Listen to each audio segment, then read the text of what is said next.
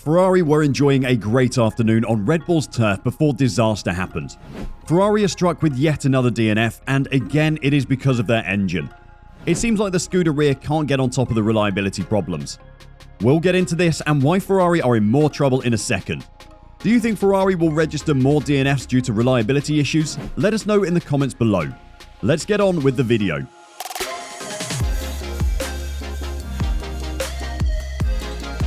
After catching and overtaking pole sitter and sprint winner Max Verstappen, Charles Leclerc won his first race since Australia.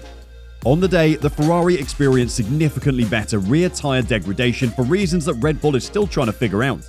Verstappen was put under pressure by Leclerc starting around the third lap, and finally the Dutchman was unable to maintain his position into turn 4 due to a lack of traction as he exited turn 3. Verstappen was pulled in for his first stop a lap after Leclerc had easily passed him. Leclerc completed 12 more laps before having to stop, closely followed by teammate Carlos Sainz, who also had the pace on Sunday to challenge for a P1 or P2. Ferrari switched to Red Bull's two-stop strategy, but their stops were significantly later, which allowed them to space their stints out more evenly. This was impossible for Red Bull due to their tyre usage. The fact that there were two different tyre degradation mechanisms, thermal deg and wear at work, and their relative importance appear to fluctuate between the various conditions on Saturday and Sunday may be significant. When a tyre simply becomes heat saturated, as happens during thermal degradation, the structure can no longer handle the full stresses. On Saturday, this mechanism reigned. However, on Sunday, when the track was cooler and there was less rubber build-up on the surface, wear took over as the primary mechanism. It's possible that this change holds the key to Red Bull's lost speed, leaving Leclerc to take the win and Sainz to pick up a comfortable P2, were it not for his disastrous engine blow-up. But that's a problem for Red Bull to solve. Ferrari, on the other hand, have got another problem. They looked set for an easy 1-2 at the Austrian Grand Prix, and just before Carlos Sainz was able to overtake Max Verstappen, a new problem occurred. The Ferrari engine broke again. In lap 56 of 71, Carlos Sainz's Ferrari engine blew up and left Sainz to park the car and register another DNF. After a difficult start to the season, in qualifying he was just 53 thousandths behind Charles Leclerc. The Spaniard literally saw his aspirations of fighting for a world title go up in flames, owing to a failure that drops him 75 points behind the championship leader and 37 points behind his Maranello teammate.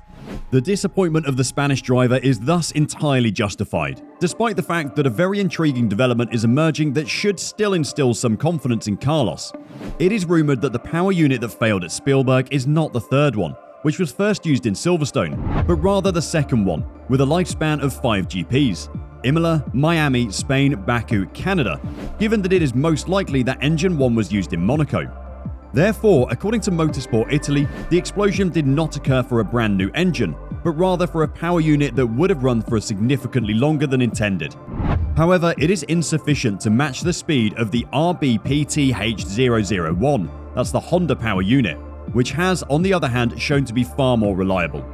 Enrico Gualtieri's squad is under pressure to come up with a solution, although team president Mattia Binotto acknowledged it is possible that the issue was the same as Charles Leclerc's in Baku. In Austria, we could have scored another 1-2, and we didn't succeed. This is proof that we're not yet safe from reliability problems. We need to work even more on it. Now we'll analyse what happened to Carlos Sainz and we'll try to understand in order to find short-term solutions, the Ferrari boss said after the Austrian Grand Prix. The engine of Carlos Sainz was disassembled, and it was discovered that the 6-cylinder had failed identically to the one that had stopped Charles Leclerc in Baku. Ferrari had already determined the cause of the problem affecting 0667, a power unit that is both powerful and delicate. Although the FIA forbids the development of power units, teams are permitted to work on them if the modifications are relevant to safety. Given that Paul Ricard is a track where it is possible to gain positions, and that with a stronger PU the Spanish driver should be able to attack, Ferrari must now decide whether to install PU4 on the vehicle of Carlos Sainz, which would result in a grid penalty for the French Grand Prix, or to remount PU3, if this wasn't the one that blew up in Austria, since it is not yet confirmed that Sainz was driving with PU2 at the Red Bull Ring. At any event, the Spaniard is using Engine 3, which has just been used in the British Grand Prix and is still fresh. Maranello does not want to experience any surprises in a race like the Hungaroring, because Ferrari is confident it can achieve a 1-2 finish there. Additionally, since the PU1 has fully completed its task, the need to free up an engine is necessitated by the fact that a power unit with less kilometers is required for free practice. Therefore, Carlos Sainz will lead the way for the strongest engine, and the strategy for how to rotate the engines for both drivers over the course of the race weekend will be laid out in accordance with the findings from the Spaniard's power unit. The Monegasque will be able to finish the races in France and Hungary using 2 of his units, 4 and 5, giving the Maranello engineers time to develop a reliability fix. Ferrari has reached a pivotal point in the season. If it can figure out the engine dilemma, it will have a real shot at challenging Red Bull and Max Verstappen for the 2 World Championships. But as said before, if Sainz needs a new fresh engine, PU4, it would mean that he would take a grid penalty at the next Grand Prix in France, meaning that Ferrari again has a driver starting at the back of the grid. And not to forget, Leclerc is already on his 4th power unit, and with only 11 of the 22 races completed, it is expected that he would need to change his engine at least one more time, meaning that Ferrari possibly have 2 races contested with grid penalties already. Ferrari need to get their reliability in check fast, otherwise Red Bull will walk away with a lot of points, leaving Ferrari to become a disappointed number 2 in the championship. Carlos Sainz said the following about his race in Austria: "But it looks to be the story of my season. As soon as we get a bit of momentum, there is something that goes wrong and it's difficult to continue with it. This weekend we were very quick and it should have been an easy 1-2 for the team." Is Sainz just having bad luck, or is there anything to blame to himself? Let us know in the comments below. Leclerc was a bit more optimistic about the race and said he definitely needed it to get back into the race again. The victory was particularly noteworthy because it followed a run of races that Leclerc has called a disaster, in which Ferrari had missed opportunities to win.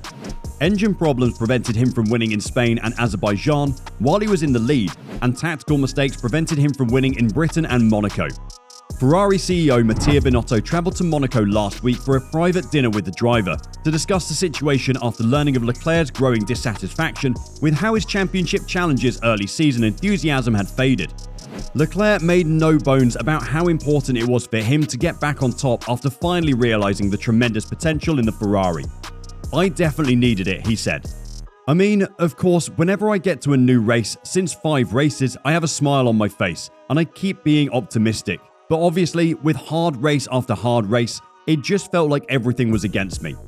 So finally, we had a breakthrough good race, and it feels good to have a win again."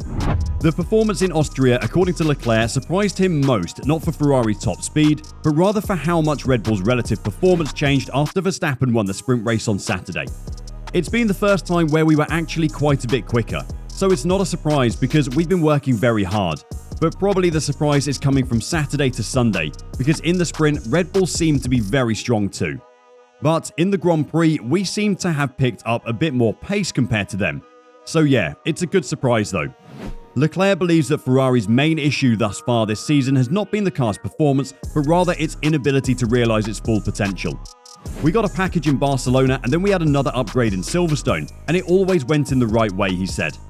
"I think the performance has been great since Australia, apart from Miami maybe, where we were a little bit down compared to Red Bull. It's been strong in the last 5 races, but we just couldn't put everything together. So yeah, it's great that we're now finally having a normal race on my side." What are your thoughts? Do you think Ferrari are the number 1 team on the grid, if not plagued by reliability issues? And do you think they'll win the coming races? Let us know in the comments down below. Like the video if you enjoyed it, and don't forget to subscribe.